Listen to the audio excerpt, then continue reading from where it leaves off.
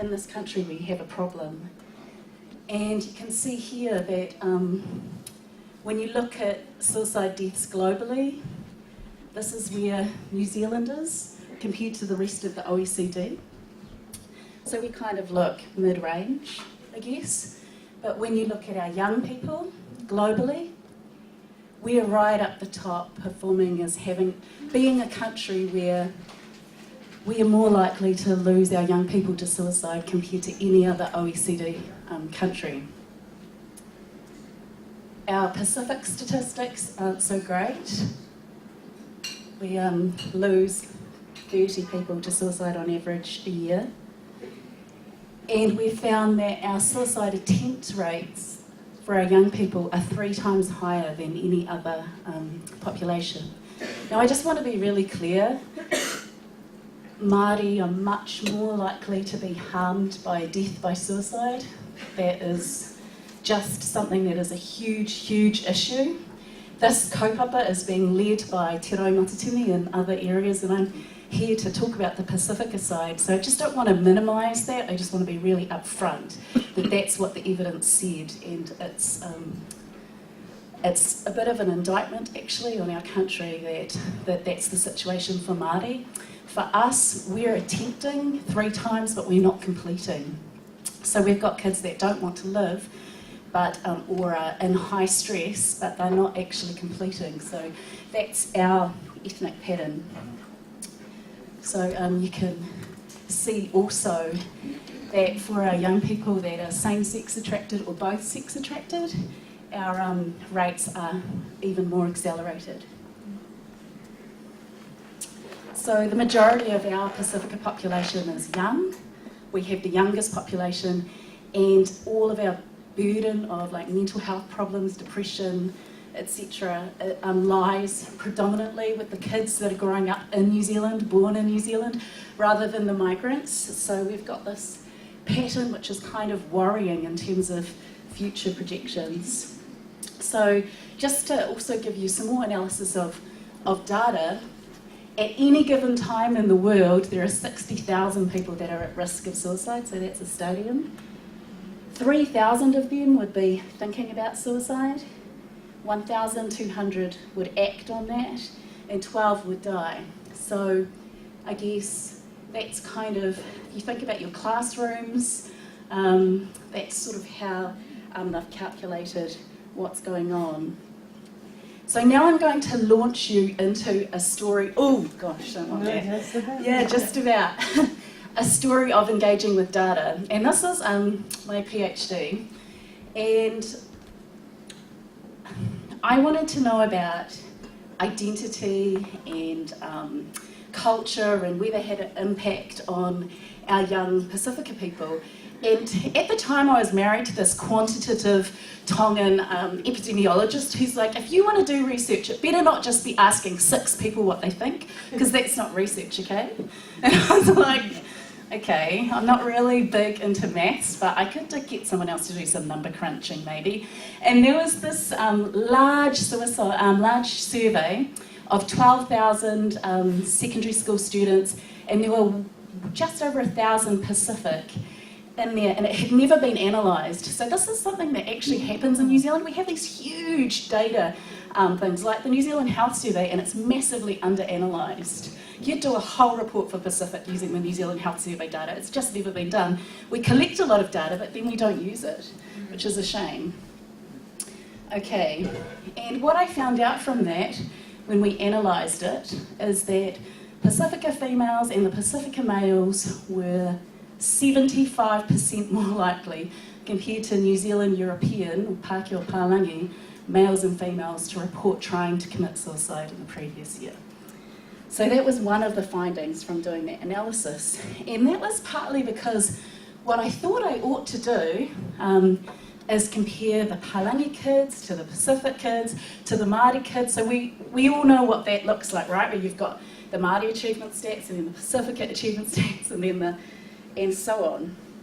And so if I was to do that, and apologies for the poor quality, we've got like Pacific females, rates of depression, Pacific males, New Zealand females, New Zealand males, so this is depression, suicidal thoughts, suicide attempts. And you can see here from those graphs that there are different things going on depending on your ethnicity in New Zealand.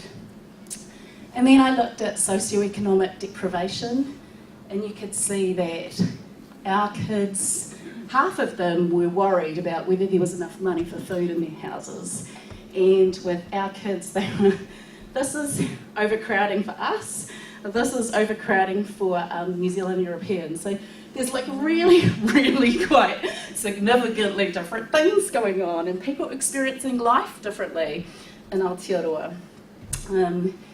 And so you'll be kind of, they were triple, 3 times as likely to have parents that were unemployed, etc., etc. This was just a slide on sexually transmitted diseases.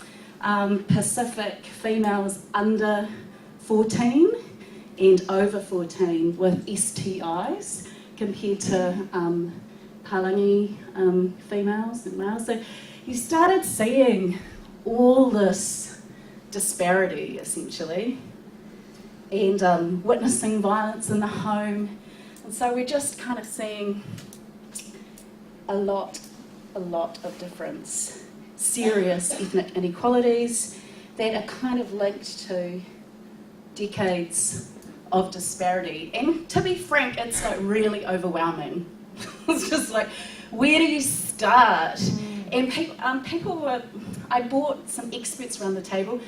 They were really upset by this. Even a young woman who worked in sexual health saw those stats, and she was just like, wow, this is full on. And I remember one guy who had been the Pacific person at MSD said to me, after I presented all of this, I feel like I'm in a dark room in MSD before I quit my job.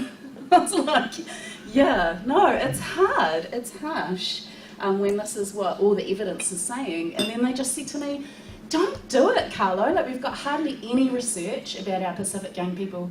Please do not write a thesis that makes them read it and feel like a write-off, because that is a waste of your time and that is not what our community needs.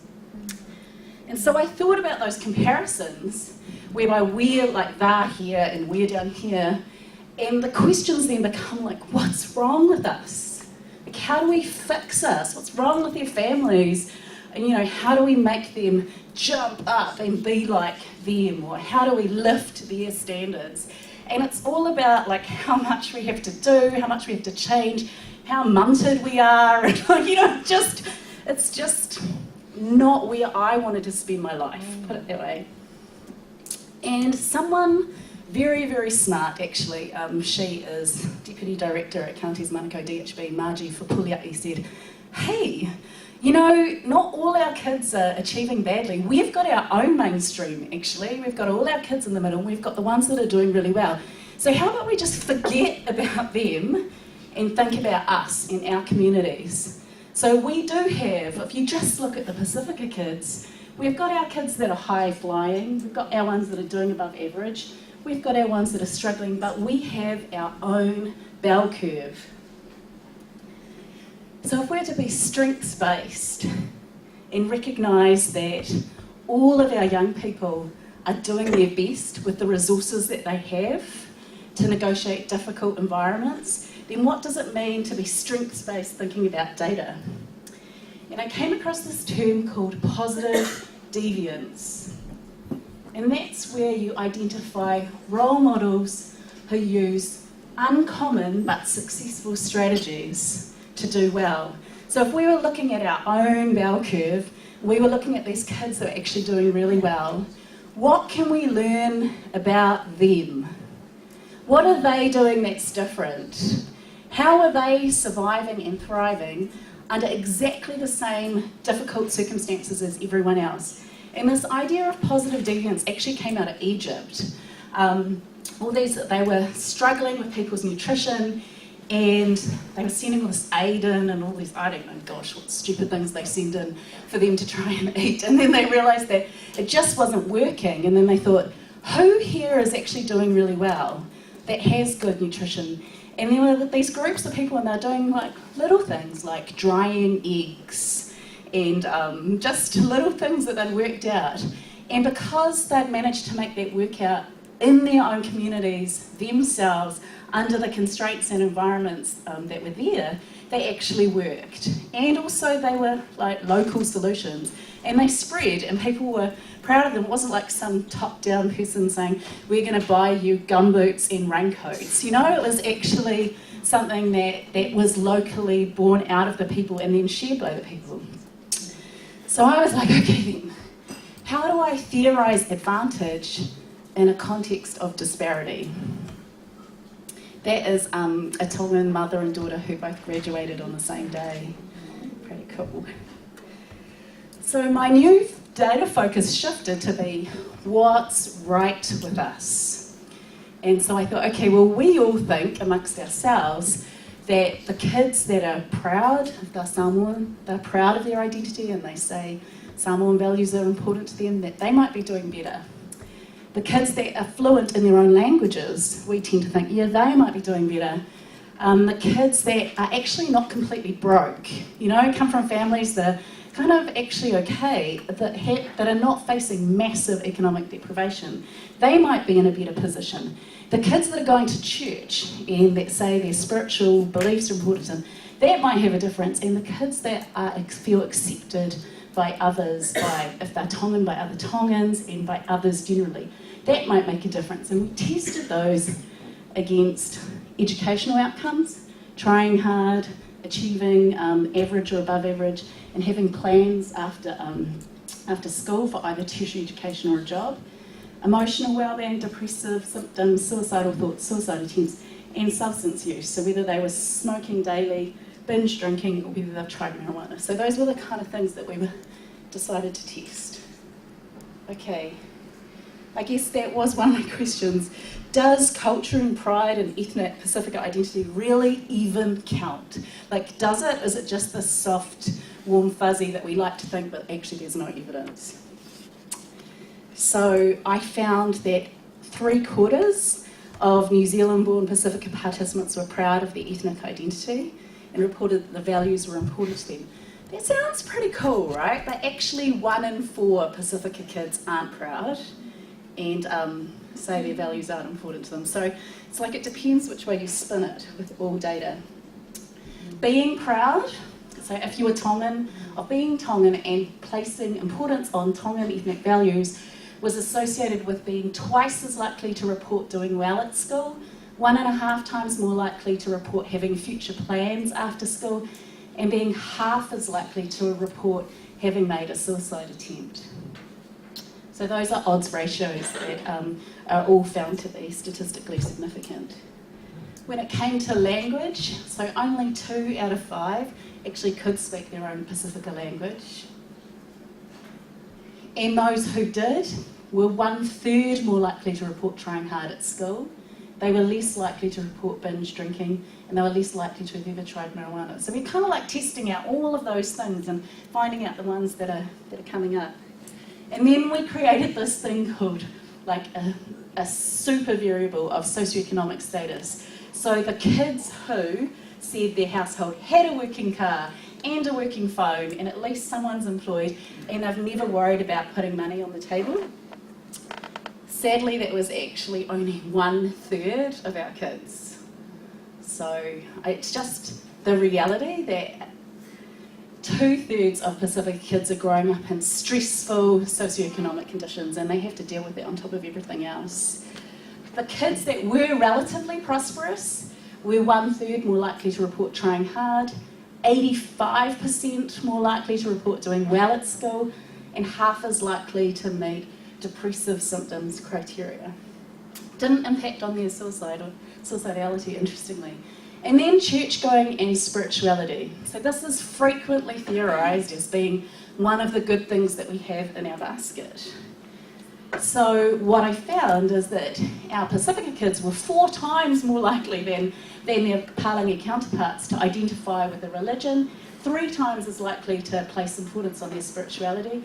And this was quite full on. 1/4 had attended a place of worship in the previous week, 15% twice in that week, and more than 1/4 3 or more times in that previous week. So thinking, wow, that's a lot of time in church.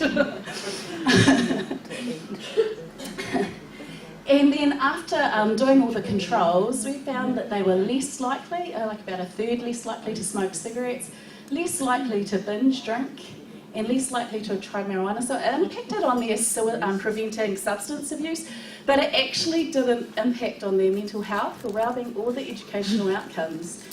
And I remember being at this, presenting this at a suicide forum, and all these church ministers stood up and started having a bit of a go at me because this kind of counters some of the assumptions that we make. And when I show you the next slide, I'll tell you what I said back. So feeling accepted. This, I think, is one of the saddest stats that I found, which is under half of the New Zealand-born Pasifika kids felt accepted if they were Cook Island by other Cook Islanders and by others. So I was like, man, that's a hard place to grow up if half our kids don't feel accepted by their own ethnic group and by others. Now, the kids that did feel accepted by their own ethnic group and others were twice as likely to report usually or always trying hard at school. They were 2.5 times more likely to report doing well at school. This was my most significant finding. They were half as likely to report having suicidal thoughts and 70% less likely to have reported a suicide attempt. So when I had all these ministers stand up and have a bit of a go, I was like, no. What matters is that you're an accepting church community, because if you're feeling accepted, then that's protective for suicide. So I guess the research showed then that there are a plurality of protective factors that were at play, and some of them were based on our assumptions and some of them weren't. The thing I think I took away, I went on to do interviews with successful coping, functioning Pasifika people and asked them questions about all of that. And what I found is that they were constantly having to move between culturally distinctive spaces. So like there are the rules and cultural norms there at school, then they go home, and there's a whole different set of expectations and cultural norms and values at play. And if you take what works here, doesn't necessarily work here. So if you behave the same all the time, you'll like fail here or you'll fail there. And that they were negotiating really difficult, complicated, changing goalposts as they moved around.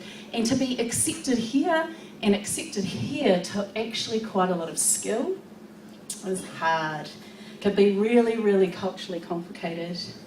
And so the kids that were struggling to feel accepted in those different core cultural contexts were struggling to feel proud of their Pasifika ethnic identities, ambivalent about the values, as well as struggling with significant socioeconomic advantage and with parents who may or may not have found their feet in that other space and may or may not have a track record of achievement and performance in those other spaces. So, just hard yakka. And I guess this is the 2012 survey, which shows Pasifika suicide attempts at the moment. So this is newer data. And Lavar, where I work, is doing a whole lot of stuff about this, but I'm just going to skip through that because it's not really why I'm here. So I guess I just wanted to say, at the same time as needing to do all of those things to address Pasifika suicide, at the same time we've got all this achievement going on and all of this, that all of these kids that are doing really, really well, and they are solutions in a sense. They are kids that we can learn things from as against the odds and in cultural complicated conditions. And so being kind of a bit of a actually education gap. Some of you will come across the term cultural capital.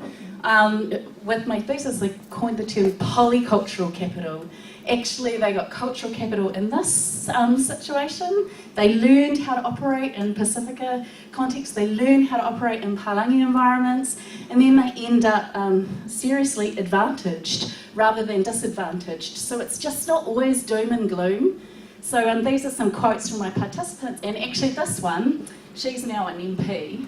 She said, you know, we can put on caps and take them off when we want to, and it's not even the best of both worlds. Sometimes it's the best of many different worlds.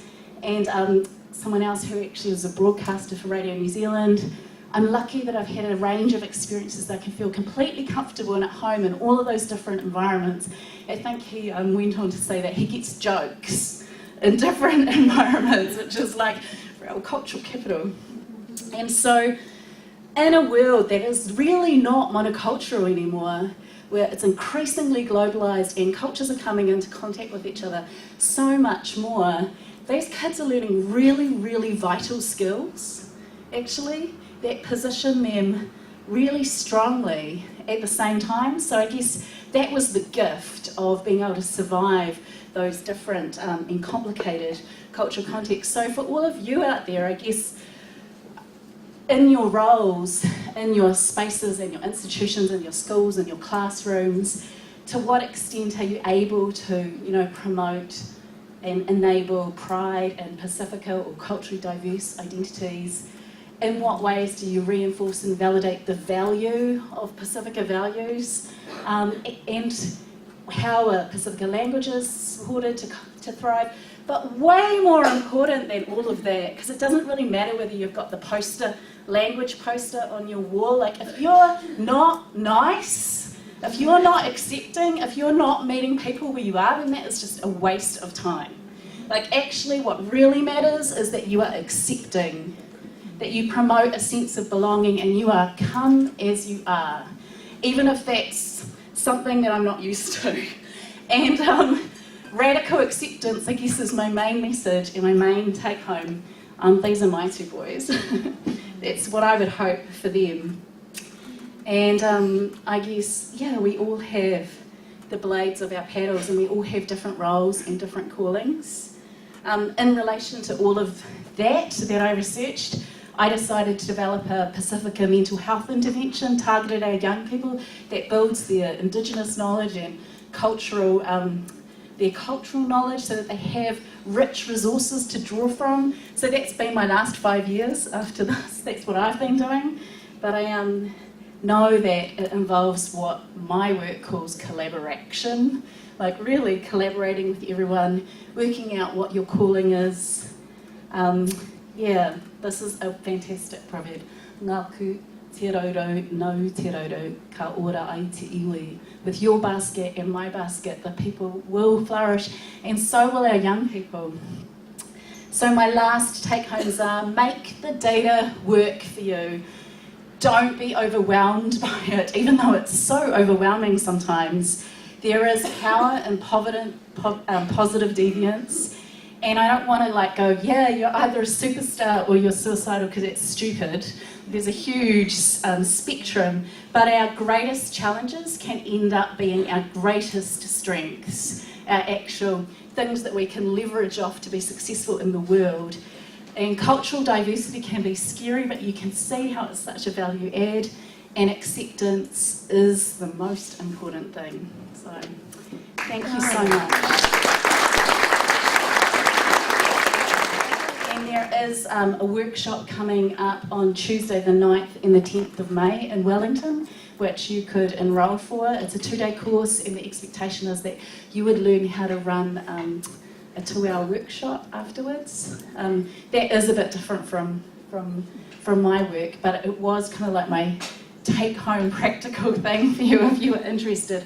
So it is about, that whole thing is about using the data in order to find what we can actually do and be empowered, know that, share information and spread it, you know, like a sexually transmitted disease. Sorry, it's just stuck in my mind. Okay, I do know that just from some of the analysis that's been done, that there are some very interesting patterns going on for that population, that is both tangata whenua as well as tangata Pasifika.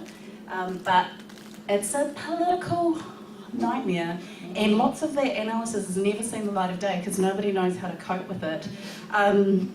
I also know that in some parts, because we've been looking into it, in Māngere and Otahu, 30% of the Māori population there are also, young people population are also Pasifika. So it's kind of surprising. So there's a lot going on, but it's underanalyzed, it's tricky, it's like messy, like human life is, I suppose. Yeah. I think the danger is going down the double jeopardy road, you know, it's not, and that's what worries me, because you can either go, oh, double jeopardy, or you can go double opportunity. And so we need safe hands, we need sensitive people coming in and training up in this area to lead this kind of stuff, is all I have to say, because it's not straightforward. Carlo, I think the big takeaway message for me, and it's really affirming for me, that when we talk about education, when we talk in education, speak about rejecting deficit and looking at things positive about being agentic and believing in a child that they can achieve. I think it's reaffirming that same thing about acceptance of a person bringing their own capital knowledge and who they are when they even come into the classroom. But it's the same with us. As we come into our own mahi, we come in with who we are, and to be accepting of their person, whatever colour, creed and belief that they come from. And what really struck me was about the spirituality component about that even within religion and spiritual forums, we can assume that everything is all right, but if it's not an accepting environment, it has impact on one part, which she talked about, was health outcomes, where they were least likely to take up smoking, drinking and all that. But on the emotional side, if they felt judged and weren't accepting in one part, then it actually affected them emotionally and didn't sort of help and support. So we appreciate that beautiful presentation and about how we need to look at strength based on what we have. I always share this one story when someone had a belief in me at school, and it changed my life in terms of when you don't believe in yourself, but someone else believes in you, gives you the power that you can achieve anything. I'm standing here, kind of thing. Everyone's standing here. And sorry, but that's so important that we believe in other people, we believe in ourselves. And we do that by the way that we demonstrate that, because when she talked about acceptance, we can talk about manaakitanga and everything like that, but if we don't demonstrate in our actions the way we treat each other, then it's just words. It doesn't really mean much. So thank you very much. Kia ora.